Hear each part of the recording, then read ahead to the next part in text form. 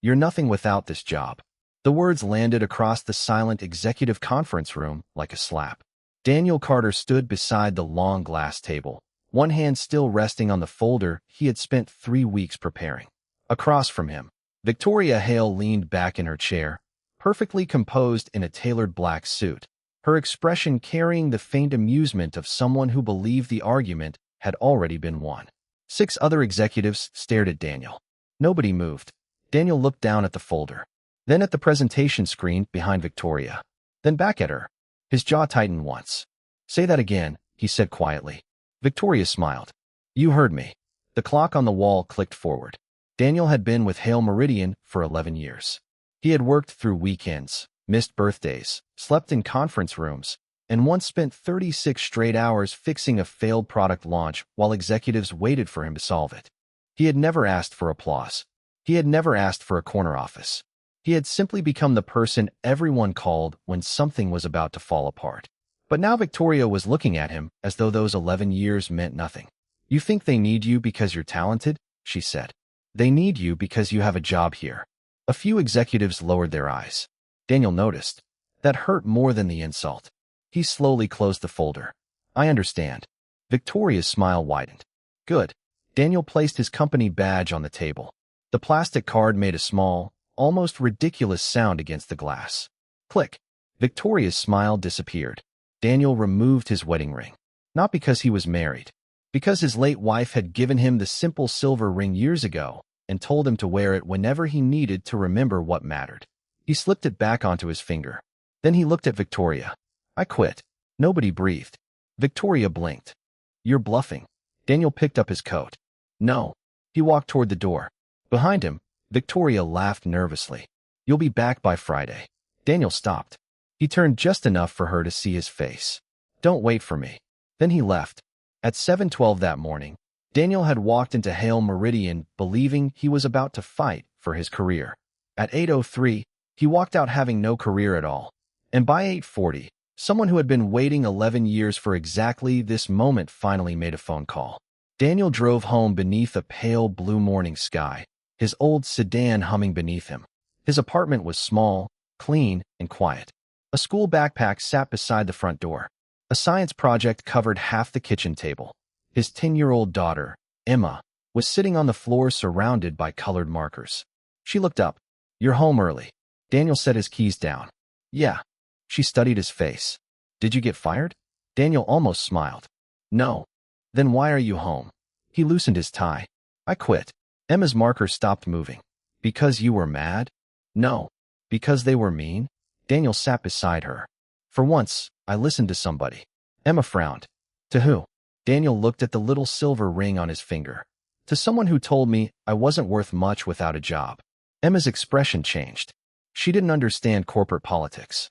She didn't understand executives or quarterly reports. But she understood her father. "You're still my dad." Daniel looked at her. That sentence nearly broke him. He pulled her into a hug. "Yeah." She squeezed him tighter. "And you're still the guy who makes pancakes shaped like dinosaurs." A quiet laugh escaped him. "Terrible pancakes. Very terrible." For the first time that morning, Daniel smiled.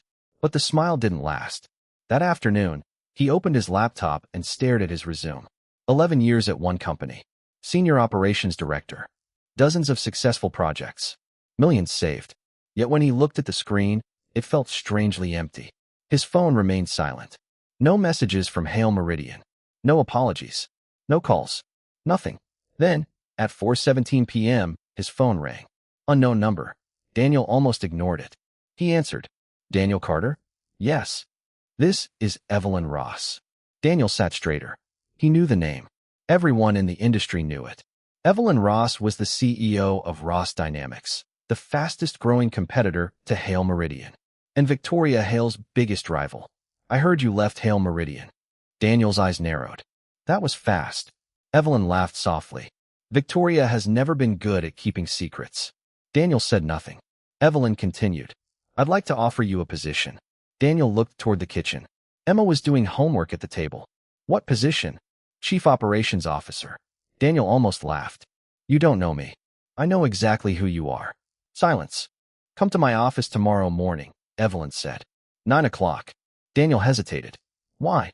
Evelyn's voice became quieter. Because I've been waiting 11 years for you to become available. The call ended. Daniel stared at the phone. 11 years. That number again. The next morning, Ross Dynamics occupied the top floors of a modern tower across town. Daniel stepped out of the elevator at 8:58. The reception area was bright, minimalist, and busy. Employees moved quickly. Nobody looked afraid. That was the first thing Daniel noticed. At Hail Meridian, people lowered their voices whenever Victoria entered a room. Here, people argued openly. A young engineer was debating with a senior manager near the coffee station. Neither looked nervous. Daniel found that strange. Evelyn Ross appeared at the end of the hallway. She was in her early 40s, dressed simply, without the theatrical confidence Victoria carried. She shook Daniel's hand. Thank you for coming. You said you knew exactly who I was. I do. She led him into her office. No giant desk. No trophy wall. Just a whiteboard covered with numbers. Daniel stared at it. You're losing money on distribution. Evelyn smiled. I know. Why haven't you fixed it? Because the people I've hired keep trying to make the numbers look better instead of making the operation better. Daniel looked at her. You want me to fix it? I want you to tell me whether it can be fixed. He walked toward the board. For 40 minutes, they talked. No performance. No ego. Just numbers. At 9:47, Evelyn slid a contract across the desk. Daniel looked at the salary. It was almost double what he had made at Hail Meridian. He pushed it back. I need one thing. What? Authority to make changes. Evelyn nodded. Done. And if I tell you something you don't want to hear? Tell me anyway. Daniel looked at the contract again, then signed. By Friday morning, Hail Meridian heard the news. Daniel Carter was now Chief Operations Officer at Ross Dynamics. Victoria read the announcement on her tablet. Her face didn't move. Her assistant stood across the room. Should I prepare a statement? Victoria lowered the tablet. No. Are you sure? Victoria looked toward the window. Daniel will fail. But there was something underneath her certainty. Fear. Because Daniel knew where every weakness in Hail Meridian was buried. And Victoria knew it. 3 weeks later, Ross Dynamics released its first major restructuring plan under Daniel. Within days, delivery delays dropped. Customer complaints fell. Employee turnover slowed. The company board began asking Evelyn why Daniel hadn't been hired years earlier. Then Daniel found something strange. One of the supply contracts he had inherited was with a company called Northbridge Logistics. The numbers were wrong. Not obviously wrong. Carefully wrong. Small overcharges. Repeated invoices. Duplicate billing. Tiny enough to escape casual review. Daniel spent 2 nights tracing the records. The same pattern appeared in 3 departments. Someone inside Ross Dynamics had been manipulating vendor payments. He brought the evidence to Evelyn. She read the documents in silence. How much? Almost $8 million over 4 years. Evelyn's face hardened. Who? I don't know yet. Daniel pointed to one column. But whoever did this understood our internal approval system. Evelyn looked up. And you think it connects to Hail Meridian? I think somebody wants me to think that. That distinction mattered. They investigated quietly. Then Daniel found a name. Marcus Vail, Ross Dynamics' longtime chief financial officer. Evelyn refused to believe it. Marcus had been with the company for 17 years. He had helped her father build it. He can't be involved. Daniel didn't push. Then we'll prove he's innocent. That night, Daniel returned home late. Emma was asleep. A note sat on the refrigerator. Dad, don't forget Saturday. Science fair. Daniel stared at the note. He had forgotten. He closed his eyes. For 11 years, he had told himself he was working hard for Emma. Now he wondered if he had simply been hiding inside work. He set an alarm. Saturday morning came. The school gym was crowded with families. Emma stood beside a cardboard solar system she had built herself. Daniel arrived 5 minutes before judging. She saw him. Her face lit up. You came. Daniel smiled. I promised. She hugged him. For 2 hours, he sat beside her while judges asked questions about planets. His phone vibrated repeatedly. He ignored it. When Emma won second place, she held the small blue ribbon like it was a medal from the Olympics. Daniel took a picture. That night, after she went to bed, he checked his phone. 23 missed calls. All from Evelyn. He called back. She answered immediately. Daniel, we have a problem. What happened? Marcus is gone. Daniel sat up. Gone where? He left the building 6 hours ago. Security says he took a company laptop. Daniel's stomach tightened. Did he access the vendor files? Yes. Then he knows we found him. Evelyn's voice lowered. And there's more. What? A package arrived at my house. Daniel waited. Inside was a photograph. What photograph? A picture of you. Daniel went still. Me? You leaving Hail Meridian. His eyes moved toward the dark hallway leading to Emma's bedroom. Did they threaten you? No. Then why send it? Evelyn didn't answer. Daniel understood. It wasn't a threat. It was a message. Someone wanted him to know they were watching. Monday morning, Daniel arrived at Ross Dynamics before sunrise. The building was nearly empty. He entered the operations floor. A security guard hurried toward him. Mr. Carter, you need to see this. The guard led him into a conference room. A projector was already running. On the screen was a document. Hail Meridian's confidential acquisition strategy. Daniel stared at it. That isn't ours. The guard shook his head. It was found on a Ross Dynamics server. Daniel stepped closer. At the bottom of the document was a digital signature. His signature. He felt the room tilt. Someone had forged his credentials. And suddenly, the story became much bigger than a stolen contract. If the document leaked, Ross Dynamics could be accused of corporate espionage. And Daniel would be the easiest person to blame. Evelyn entered. She looked at the screen. Then at Daniel. Neither spoke. Finally, she said, "Tell me you didn't do this." Daniel looked wounded. But he didn't become defensive. "I didn't. I believe you." Daniel looked at her. "Why?" "Because if you wanted to destroy me, you wouldn't be stupid enough to leave your own signature." That was the moment Daniel realized Evelyn trusted him. Not blindly. Professionally. It mattered. They spent the next 48 hours tracing access logs. The forged files had been planted using an old executive credential. Marcus Vales. But Marcus wasn't working alone. There was another access point. Hail Meridian. Victoria Hale. Daniel refused to believe it. Not because he trusted Victoria. Because the evidence was too perfect. Someone wanted him to chase her. Then Evelyn found the missing piece. A security recording. Marcus entering a private parking facility 3 nights before disappearing. He wasn't alone. A second person stepped out of a black SUV. Daniel froze when the face became visible. Victoria Hale. Evelyn whispered. That's impossible. Daniel stared at the screen. No. He shook his head.